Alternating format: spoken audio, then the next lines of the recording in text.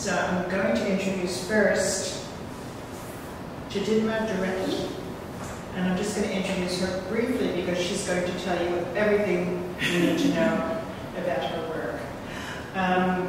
Chidinma is a mixed media artist. She's based in Washington, D.C., and she creates bold and textured narratives that are based on the African American experience.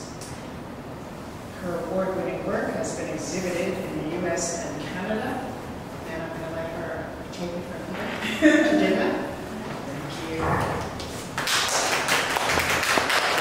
Good afternoon. We'll just start again. Yes, my name is Chidinma Dureke. I am a visual artist based in the Washington, D.C. metropolitan area, and my work focuses primarily on mass media, portraiture, African art history inspired by those themes, and a lot of it is centered on womanhood, and yeah, that's the origin of my work. I have a BFA in graphic design and painting, and I have experience working in the design field, marketing, and all that good stuff. And yeah, so I'm just going to dive right into it. I also work as a production designer in television and film, so I'm between DC, Maryland, and Los Angeles. Okay. So I'm just going to tell a story. Storytelling is very important to me. I'm also Nigerian American, and African storytelling is very important. And so for me, that informs the work. And I feel like stories are essential in understanding the mindset behind the work. So yeah, so I'm going to start off with like 2020, 2021. And so I had works prior to this, but I think this grounds the direction in which this grant has been able to allow me to explore. So I'm just going to start with portraiture. So during the pandemic, I did a 30-day portrait challenge. So for 30 days, for 1 month, I painted a portrait of a person of color. And so for me, I'm sure you guys know about all the things, the political unrest that was going on in the US and even in other parts of the world and the diaspora. Even in Nigeria, there were hashtags like EndSARS, where people were fighting the injustice between the police and their senseless killing of Black youth just because they can do it. And so I was thinking about hashtag Black Lives Matter. I was thinking about hashtags like Protect Black Women. And so that inspired me to do this challenge. And so in the process of it, not only did I get better at like painting people of color, but thinking more about like what does that represent when we see Black faces in the media or when we think about these specific hashtags. So through that, we're now in 2021, transitioning to 2022. And so these, the portraits that we saw earlier were sketchbook portraits. And so I kept painting in my sketchbook. So you'll see like a smaller piece that I did here. I started expanding further outside of that face and thinking about the environment that this Black body is in. And so I did this smaller portrait and then moved it to a larger space. And here I was thinking about Afropoliticism and thinking about urban spaces and Black culture and thinking about what that term means to be Afropolitan. And then I started a series called Shipped and Sold. And again, because my background is in advertising, Tom Tom is a menthol candy that is sold in West Africa or like in the Caribbean. And I started thinking about the consumption and commodification of the Black body. And in that line of thinking, I was thinking about how Black faces, Black bodies are plastered. If we're thinking about Nike's advertising or if we're trying to sell a Sprite or Pepsi, how do we use Black people or Black bodies to sell those products back to us? And then in the process of that show, I created a piece titled Peak. And this peak can is inspired by an evaporated milk that is consumed in West African homes. And I started thinking about the black body as a vessel. So I started transitioning into sculptural works and thinking outside of the two-dimensional space and thinking more three-dimensional works. And in that, because my background is also in graphic design, I took the concept further, where you guys saw that painting in the sketchbook originally. I started thinking more deeply about, okay, what if this was a vessel in a black body, and we're thinking about the history of slavery in America, and we're also thinking about these products, right, as they come into the shores, import and export in and out of Africa, and thinking about cocoa, thinking about coffee, thinking about sugar, thinking about tobacco, all of those in gold. What would that look like visually from a contemporary lens? And so this was the product of that, and that led to my grant. And from the grant, I strongly believe that my work has grown so much. It has allowed me to explore with different materials, but also, like Liu, I'm also thinking about depicting everyday life. And I found it very interesting that there was a sculpture also, amply titled, similar to Mother and Child or Madonna and Child. I'm trying to remember what the name of that. Mother and Child at the Station. And it automatically made me think about this piece that I created in the process of receiving this grant in the beginning of 2023, which is a friend of mine. Her name is Fael, and she's also from DC. And this was inspired by Bird's Custard. And I'm also thinking, as a millennial woman, I'm thinking about motherhood in this piece, but I'm also thinking about how these products, how we coddle or we have this affection for everyday products and items, and how some of these material or mass media, the mass media that we consume, kinds of shifts our perspective as to what does modern day motherhood look and feel like.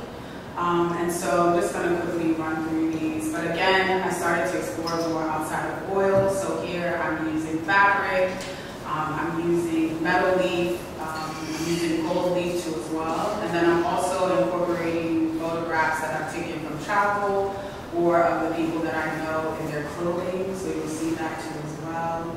I'm trying to incorporate some like details in this as well. And then in the fall, as a grant recipient, I ended up getting into MICA as an MFA candidate, so super excited. And so, yeah, in the process of that, I just feel like everything, I kind of related to Double Dutch. So I'm like, I don't know if you guys are familiar with the game Double Dutch, but I'm the artist in the center, and one of the ropes is MICA, and the other rope is the grants, the Liu Shiming grants. But yeah, so I'm like in the center and both are going at the same time, and the work is just evolving. And so yeah, so this was another piece that I created over the process of creating these new works. Again, some of the same themes that I mentioned earlier. Omo is a soap that is used to wash clothes. Primarily that is imported to Nigeria. So I've been doing a lot of research and learning more about these familiar products that I thought were like indigenous to the culture, to the people, and finding out that these products are made in France, they're made in so many other countries, and then imported to Africa. So Africans, I start to think like, what do we really own, although our faces are plastered all over these products, or black bodies are plastered on them. And then I started thinking about my history too as well, my family, and my family's lineage and their connections to that, whether it may be like depicting Afropolitan life and what it means to engage with both cultures and the duality of the Western world's influence in our everyday life. So lastly, this was a piece that I debuted at the end of 2023 at a gallery in DC, and this was also heavily supported by the grantee as well. And it's called St. Louis Sugar Cubes, and it is a fabricated sculpture that I created. A lot of my works are also inspired by Andy Warhol. And again, this is like a familiar product to me and my family, and we use this sugar cubes in our tea. And again, because Nigeria was colonized by the British, a lot of those same things for centuries have just stayed within the culture. And one of these things that I thought was made again in Nigeria, I found out that it's made somewhere in like France and imported to Nigeria. So I started thinking about what if this actually represented a black body, or what if this was the actual vessel, and thinking about how people can walk around the piece and engage with it. And I also do like a live demonstration of this where I actually like pour sugar over the fake foam pieces that we cut out. And yeah.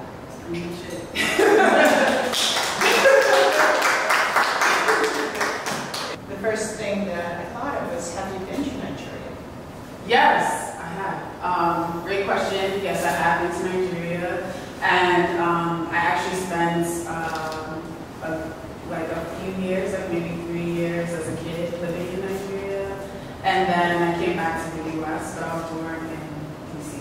So, but yeah, and I was actually just there at the beginning of the year. My grandfather just passed, so we spent some time there in the village in the east, and a majority of my childhood we would travel back and forth between the U.S. and Nigeria every summer. So, I want to ask, so did these products that you mentioned, did you bring them back with you? Because they're not common products here. Yes. That's a really great question. So when I do travel, I'm literally like in the market, like looking at these products, like closely observing them, or observing how the products are like arranged, all of that. But also, there's several international markets, like food markets and things like that, that are here in the U.S. And there's a huge diasporic population in the Washington, D.C. metropolitan area. So any type of like, a lot of these products you can actually find at the market there. So yeah, so I can find them in Nigeria and also here in the U.S. Because it's interesting that the items that you chose, you know, the packaging is in many ways old-fashioned. You know, it feels very 50s and 60s kind of packaging as opposed to how things are designed now. Yes. So is that a very conscious choice?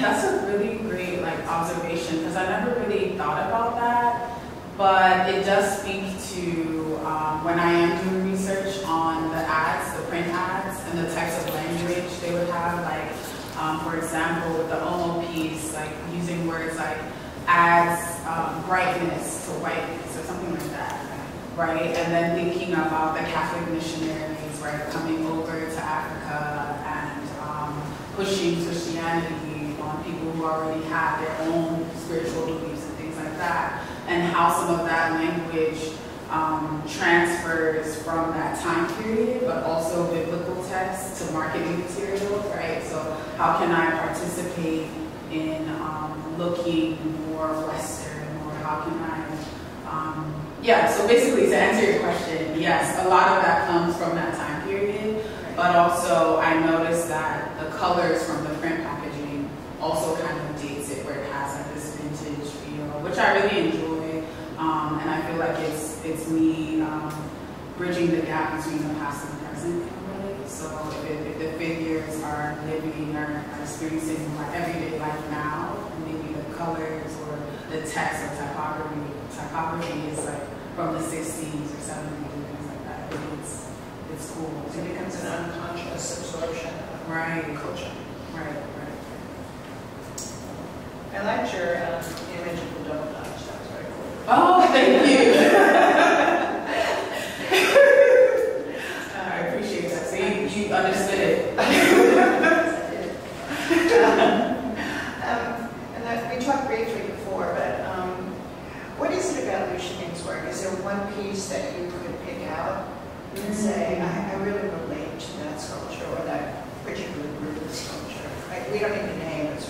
Yeah, so I think I mentioned one earlier that was about mother and child. And there was one that I'd seen earlier that I was discussing was his daughter and grandson. So again, thinking about motherhood, but also depicting everyday life. Like I think that's really important. But also when I am also depicting everyday life and seeing how he depicted his life, seeing the common threads where I am a woman now living in 2024 and seeing myself in the work too as well. I think that's really important. It's really strong. When thinking about the future of art or thinking about contemporary art, right? Like how do you create work that lives on past you when people are still able to resonate and connect with it? So I think from that, when I'm thinking about thematically womanhood or seeing the sculptures of a mother and a child and the composition, yeah. Well, in a way, you're looking at things, so it's obviously very different, but you're looking at people, just everyday. Right. People. Everyday people. As opposed to, people posing for you or sitting for you. I'm sure that happens sometimes. Yes, no, for sure. It does. But during COVID, that must have been difficult. Yes, it was difficult, which is why during COVID I leaned very heavily into photography and photography, and then also exploring or closely observing these products and thinking about them outside of portraiture. I think the lack of having that human connection on a daily basis forced me to think outside of the box right now. Yeah. And we talked a little bit before about what artists influence you. You said you have some photographs of particular works up in your studio. And I was going to ask, you mentioned some, but I was going to ask you if you looked at Faith Ringgold. She was one of the artists that Yes, I love her work. And even her color palettes too as well. There's a lot of crossover there. Yes. Do you think that you would like to go back to Nigeria for a year and work there in some kind of resident program? Yes.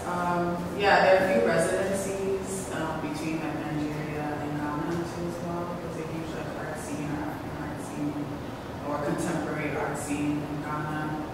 So yeah, I would definitely love to go back. And I think I mentioned to you earlier how I tried to capture the light in my work, and a lot of my newer works are more the figures are absent in the work.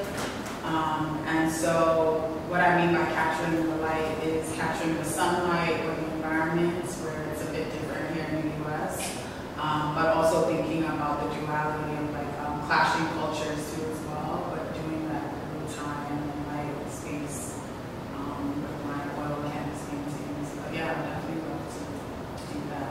And in real time too, like plein air painting would be amazing in Africa versus here. I think the work would be completely different versus taking the photographs like I usually do there and then bring those images back and try to recreate something similar. I would love to do that. It changes things. We think we remember it, we largely do. Right. It's never the same. Yeah. But you mentioned that your newer work doesn't have people in it. Is that your new work? Yes. Yeah, my newer stuff, the figures are absent in the work. And again, a huge part of pursuing, your degree or like expanding your knowledge as an artist in my program is pushing myself outside of my comfort zone.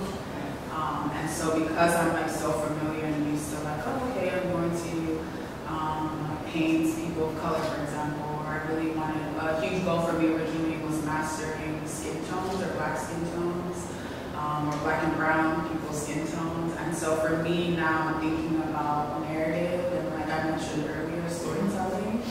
And not necessarily pushing the narrative on the viewer and allowing the viewer to connect with the work in their own way. older works, I feel like with having that figure maybe placed in the center, it's like, bam. Although the goal was tied to advertising, I'm trying to broaden that and loosen that up more by not necessarily even having a figure in the space. Does that make sense? Yeah, no, it all makes sense. It's all, it's a process. Yes. But it's interesting that both you and Melanie work in oil. Yes. That's not the most common medium for young artists. So let me ask you, and I'll ask Melanie as well, why you chose to work in oil as opposed to any of the hundreds of Yeah, no, that's a really great question. I think for me, when I was pursuing my BFA, I had always admired master's paintings, and my introduction, 101 courses in undergrad, I wanted to replicate that, like going to the National Gallery of Art, seeing those works, seeing a Caravaggio painting and how he's able to capture light. It felt very cinematic, and I was so wowed by how the texture of the paint will change or flatten out as you come closer to the work. And I feel like there's something the materiality of oils offers to the work that acrylic can't do or other mediums just can. And yeah, I just love oil so much. Like it's so good. Like it's so rich, and you can build up the paint, or you can add more turpentine to loosen it up. I feel like the possibilities of oils are endless. And yeah, so that was my original inspiration, just wanting to capture that. And in the process of studying, noticing again the absence of people that look like me in those spaces or in those museums, and trying to paint like them, but then I'm an artist. The portrait is a me. So yeah, people that I know that look like me. So, is there anything you'd like to add? I think I didn't mention too earlier artists that inspired me, which were like Michael Armitage, Indijika, Crosby. Yeah, I think those are the top two. And obvious, famous ones, people like Frida Kahlo, things like that, when I first started. Andy Warhol's work too as well. And yeah, Matisse's color palettes, as I mentioned. Pretty wide range. Yeah. If you can just mix them all up on a palette and do line-shaped color, we're there. But yeah, no, that's pretty much it. Super thankful. Thank you so much for having me. Great conversation. I'm going to introduce Melanie Brock, who is another of our 2023 grants winners. And Melanie is an abstract painter. She's, for the moment, and she's a transplant from Indiana to Brooklyn. And when I first met her, she had literally moved like a week before. So, and her work focuses on the relationship between public and private spaces and how people exist in those spaces. So she talked a little bit about how her work is changing, but I'm going to let her address that with you.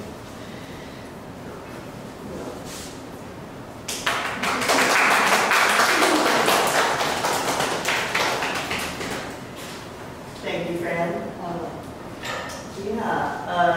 As Fran said, I'm from Columbus, Indiana. It's a very small town in Midwestern Indiana, and lived there my whole life until we came here. And I've kind of had a weird, circuitous journey in my background.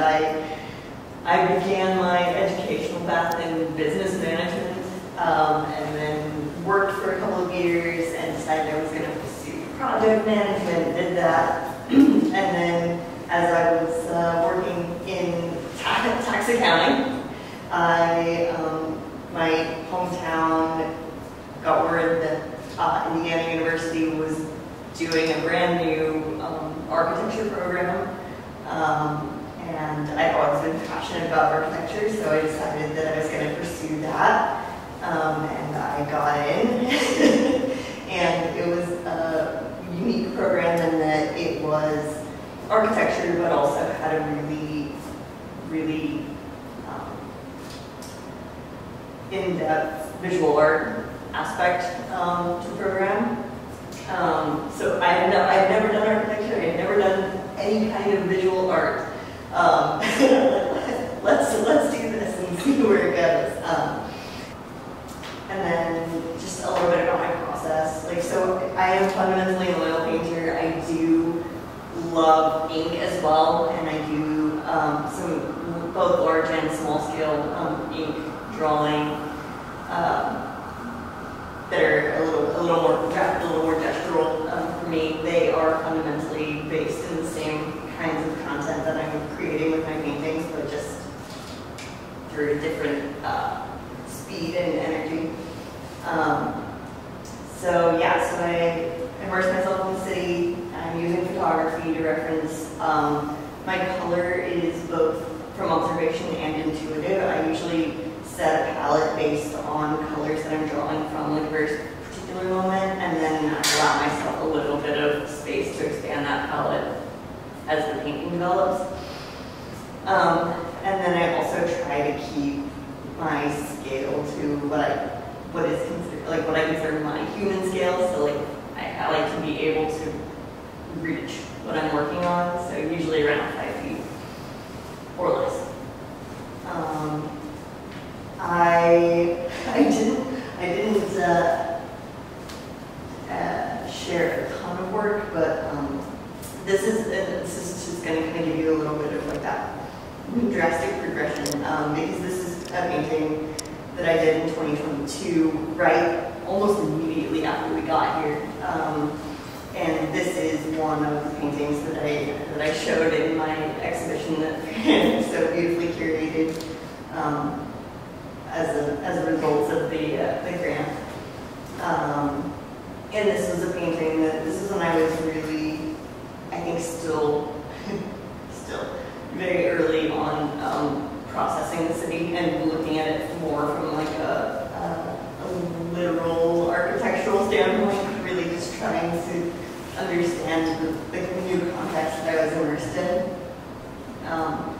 And also one of the smaller paintings that I made at 30 by 24. And all of these are oil. This is one from 2023 called The Interrupt. And this is where I started being a little bit more curious in terms of how, curious about the impacts of people on the environment and vice versa, and how so often within New York there are signs and markers of humanity and of how people live and engage, just even without people. And so this is where I was starting to really look at those elements and start to kind of bring that little bit of humanity into the painting. And then this is a more recent painting called Forgotten Paradise, and this is one that it was a moment where I actually had an interaction with a person in a context that was very interesting, because the space itself was almost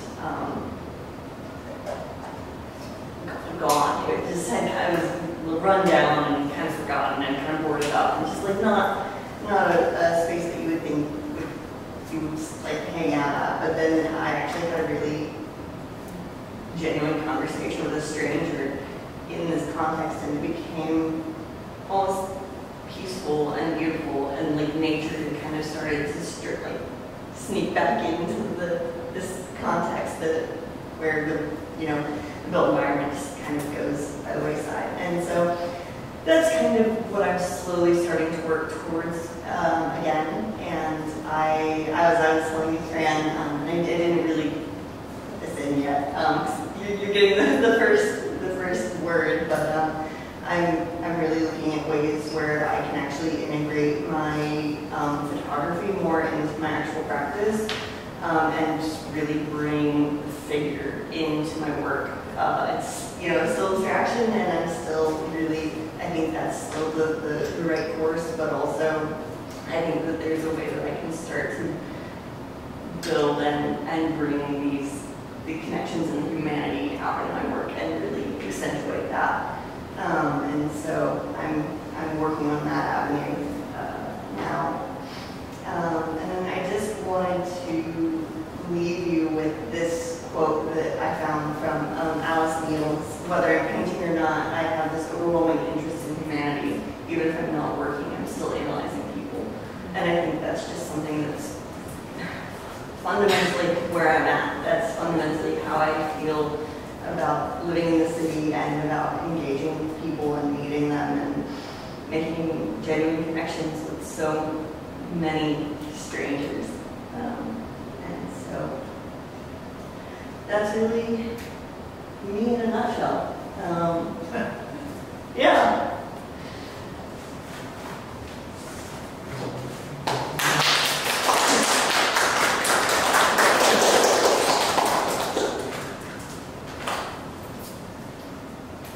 I'm going to start with that quote because it's something that Liu Shiming said. Yeah. You know, it's actually how he felt, and I may steal it. Yeah. It's a good quote. It's a good quote. And when you look at Alice Neal's work, it has that quality for sure. But you talked a little bit about bringing more representation, more identifiable representation into your work, but you didn't bring any examples. No, I know. I know because it's new. It's baby pipes. Maybe you'll show me. I will. Or something. Yes. It's coming. It's on the horizon. And but it sounds like what you're talking about is moving into more of a collage kind of experience with your painting. Because you talked about adding photos, and I wasn't sure if that meant that you would attach them or paint over them or integrate them in some physical way. Possibly. Yeah. I'm also exploring ideas of like what it means to add context to the abstractions in a way that is not a one-to-one comparison, but allows the ability to bring in, kind of a little bit more finite detail from individual moments without, while still kind of expressing the energy and the like bigger picture out there that I think the abstractions allow. And you also, it's remarkable to me because I know a lot of younger artists and certainly have gone and done a lot of critiques at different schools. You are two of the very few that are continuing to work with oil. Why? I love oil. Yeah, no, I know, and I think that's it's not a very extensive answer because I think it's something that I actually began in acrylic. I started painting acrylic, and the more I developed my style and figured out what it was that I wanted to get out of paint and what I wanted to be able to express. You actually also said something that was familiar to me, which was when I went to Rome, Caravaggio it struck a chord, and I think that's I think it just allows for this lusciousness and this this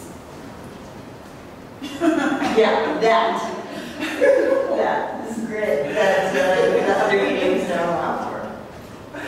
Now, I have to say, I'm thrilled to hear that from both of you because it's a medium that I love, and acrylic is wonderful, and all these other materials are wonderful, but there's something about oil paint that is just, I like the smell. I just like everything about it. I don't really like it. Or washes. Yeah. And there's a process to it that's very different. It's traditional, and that is, interesting in both of your work. I'm going to ask you also,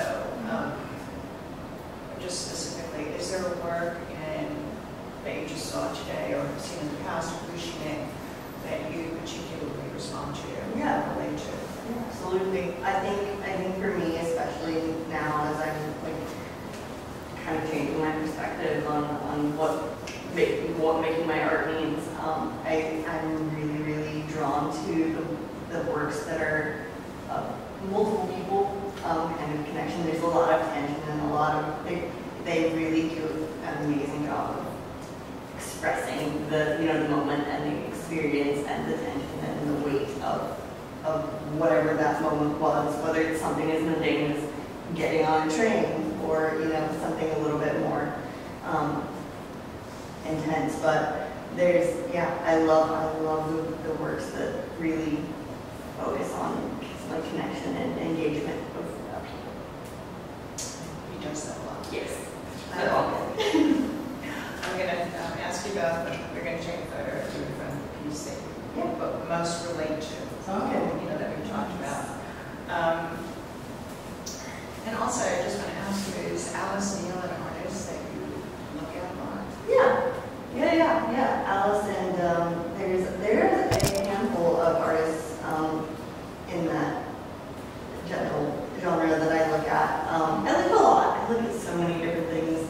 I feel like I'm looking at abstract work, I'm looking at figurative work. I'm fascinated with figurative drawing that isn't like Cézanne, that's not always so complete. A lot of that style of figurative work I'm really, really passionate about. Richard Deacon's been a long time. I can see that. A long time stand by. Recently, Arthur Dove kind of came out of left field, but I'm really impacted by his work. Interesting. Yeah. And anybody other than Mark I mean, yes, but also I feel like a lot of it for me is a lot of it's individual works and not as much individual people. Yeah. But yeah, I'm always looking at, I try to look at a broad range of work, and I do have a few friends that I'm really, really inspired by and connected to. I have one particular friend who's actively working out of Memphis, and his and my work are in